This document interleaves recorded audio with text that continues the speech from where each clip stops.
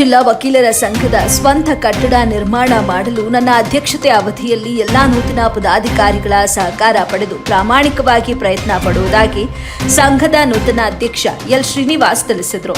ಜಿಲ್ಲಾ ವಕೀಲರ ಸಂಘದ ಅಧ್ಯಕ್ಷರಾಗಿ ಅವರು ಅಧಿಕಾರ ಸ್ವೀಕಾರ ಮಾಡಿದ ಬಳಿಕ ಮಾಧ್ಯಮದವರೊಂದಿಗೆ ಮಾತನಾಡಿ, ವಕೀಲರ ಸಂಘದ ಸಭಾಂಗಣ ನಿರ್ಮಾಣಕ್ಕೆ ಅಗತ್ಯ ಇರುವ ಜಾಗಕ್ಕಾಗಿ ತೋಟಗಾರಿಕೆ ಇಲಾಖೆಗೆ ಸೇರಿದ ಜಾಗದಲ್ಲಿ ಸ್ಥಳ ಕನಿಷ್ಠ 1 ಎಕರೆ ಮಂಜೂರು ಮಾಡುವಂತೆ ಸರ್ಕಾರಕ್ಕೆ ಮನವಿ ಸಲ್ಲಿಸುವುದಾಗಿ ಹೇಳಿದರು.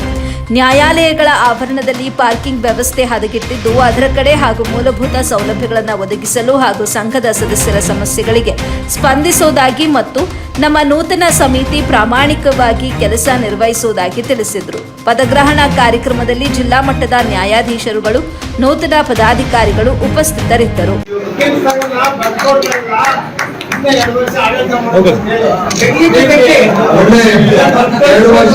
ಮತ್ತು ಅದೇ ರೀತಿ ಅನೇಕ ಕಾರ್ಯಕ್ರಮಗಳಲ್ಲಿ ಅವರು ಭಾಗಿಯಾಗಿ ನಮ್ಮ DLSA ಕೆಲಸಗಳಿಗೆ ತುಂಬಾನೇ ಒತ್ತು ಕೊಟ್ಟಿದ್ದಾರೆ. ಆ ಕಾರಣಕ್ಕಾಗಿ ನಿರ್ಗಮಿಸುತ್ತಿರುವ ಮುನಿಗೌಡ ಟೀಮ್ಗೆ ನಾನು ಶುಭಾಶಯ ಕೊಡ್ತೇನೆ.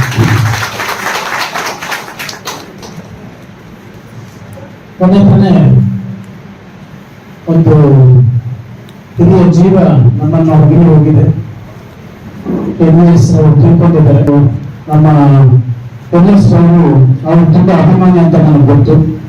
ಅದೇ ರೀತಿಯ ಕೆಲಸ ಮಾಡುವುದರಲ್ಲೂ ಕೂಡ ಅದೇ ರೀತಿಯ ಕರ್ತವ್ಯ ನಿಷ್ಠ ಅವರಲ್ಲಿ ಇರಲಿ ಅಂತ, ಅವರಿಗೂ ಮತ್ತು ಅವರ ಟೀಮ್ ಇರಲಿ ಅಂತ ಹೇಳ್ಬಿಟ್ಟು ಅವ್ರಿಗೂ ಕೂಡ ನಾನು ತುಂಬ ಅಭ್ಯರ್ಥಿಗಳು ಏನು ಡಿಫೀಟ್ ಆಗಿರ್ಬೋದು ಅಥವಾ ಜಯ ಗಳಿಸಿರ್ಬೋದು, ಆದರೂ ಕೂಡ ಇಲ್ಲಿ ನಾವು ಯಾವುದೂ ಕೂಡ ತಾರತಮ್ಯ ಹೊಂದಿರಬಾರ್ದು.